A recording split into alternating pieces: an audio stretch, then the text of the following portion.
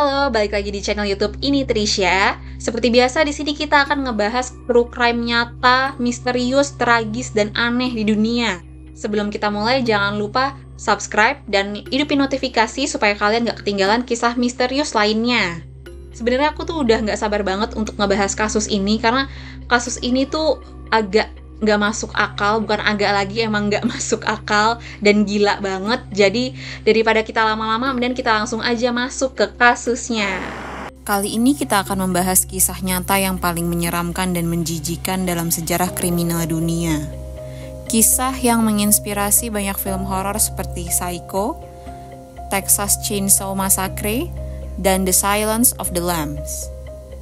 Ini adalah cerita tentang Ed Gein, pria yang hidupnya diwarnai kesepian, trauma, dan obsesi gila terhadap kematian dan ibunya sendiri. Inilah kisah The Butcher of Plainfield.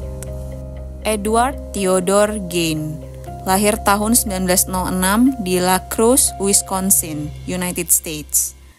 Dia anak bungsu dari 2 bersaudara dan hidup di keluarga yang keras banget, penuh kekerasan dan kontrol.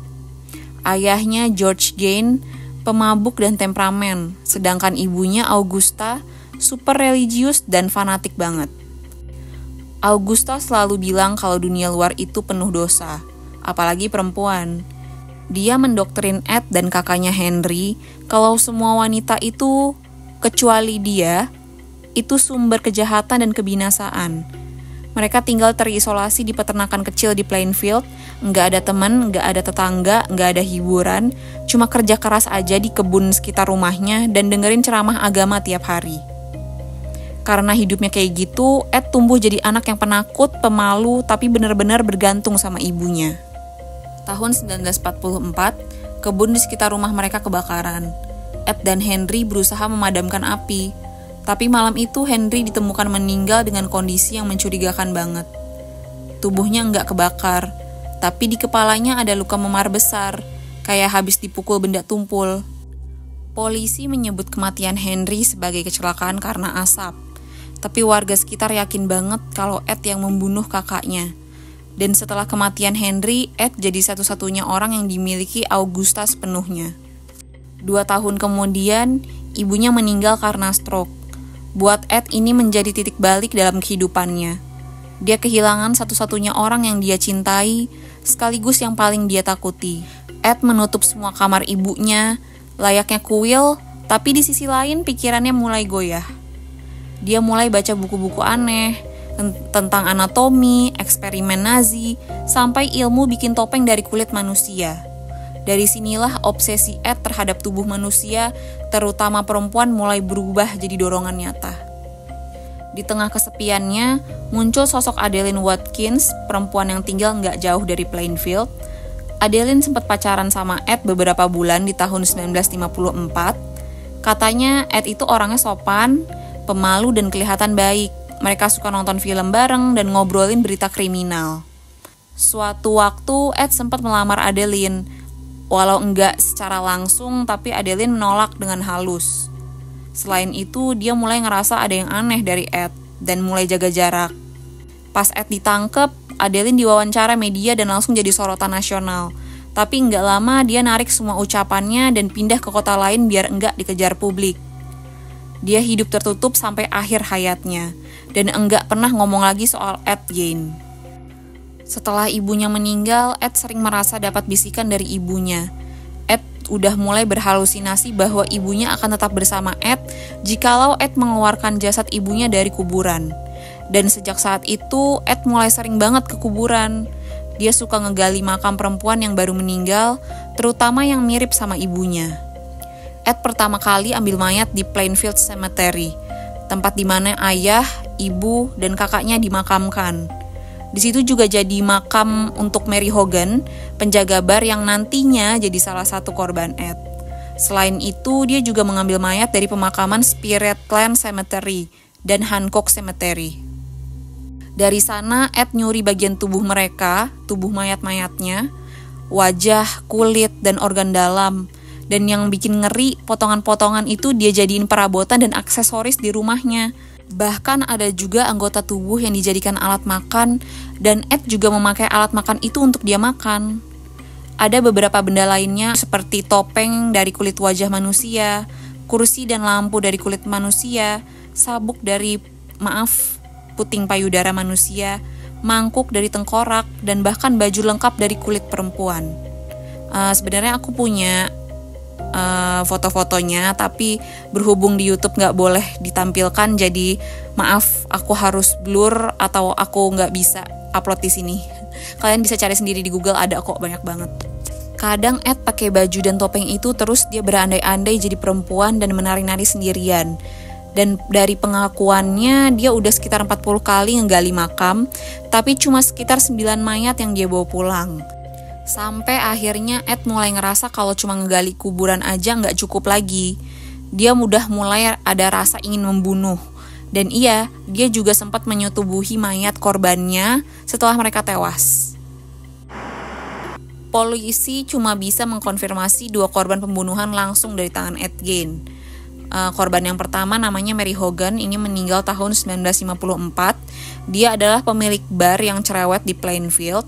Dia ditembak Ed Gein pakai pistol kaliber 22, lalu tubuhnya dibawa ke rumah untuk dijadikan bahan prakarya. Yang kedua namanya Bernice Worden, ini meninggal tahun 1957. Dia ini pemilik toko perkakas. Anaknya, Frank Worden, lapor ke polisi kalau si ibunya ini, Mary Worden ini hilang beberapa hari.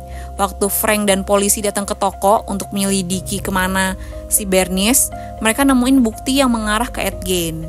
Dan pas polisi gerebek rumah Ed, mereka nemuin tubuh Bernice digantung terbalik di gudang, dibelah dari dada sampai panggul, persis kayak hewan buruan.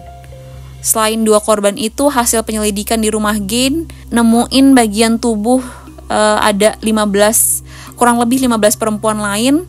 Sebagian dari kuburan, sebagian lagi belum bisa dipastikan. Berdasarkan pengakuannya, Ed membunuh korbannya dengan cara ditembak dulu, baru diseret ke rumahnya yang sunyi itu. Di sana dia ngegantung tubuh korbannya di gudang, mengeluarkan organ-organ dalamnya, lalu mulai memotong dan menguliti bagian tubuh tertentu. Katanya dia pengen bikin baju dari kulit perempuan supaya dia bisa jadi ibunya lagi. Pas polisi gerebek rumah Ed pada tanggal 17 November 1957, mereka menemukan pemandangan yang bikin trauma seumur hidup, yaitu yang ditemukan wajah manusia dijadiin topeng, kepala manusia di kantong plastik, tengkorak dijadiin wadah makanan, ada juga tengkorak yang dijadiin mangkok makannya Ed. Terus kulit manusia dipakai buat furnitur, buat kursi, buat lampu, sama organ tubuh di kulkas. Bahkan ada organ tubuh kayak jantung gitu yang ditemuin sama polisi di panci abis direbus. Nggak tahu mau dimakan atau enggak, gimana, pokoknya intinya masih ada lah itu organ tubuh di dalam panci. Setelah ditangkap, Ed tenang banget, nggak ada rasa bersalah sama sekali, kayak semua itu hal normal buat dia.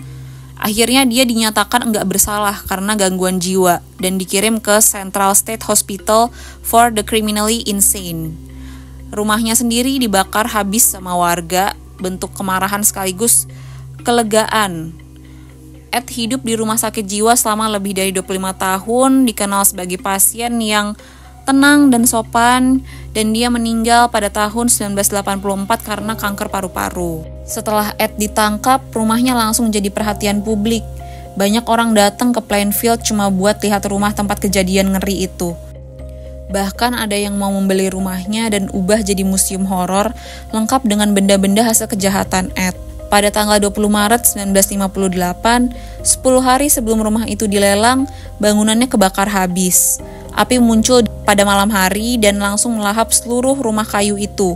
Waktu pemadam datang, cuma tersisa puing-puing hitam. Yang mimpin tim pemadam malam itu adalah Frank Worden, anak dari korban terakhir Ed, yaitu Bernice Worden.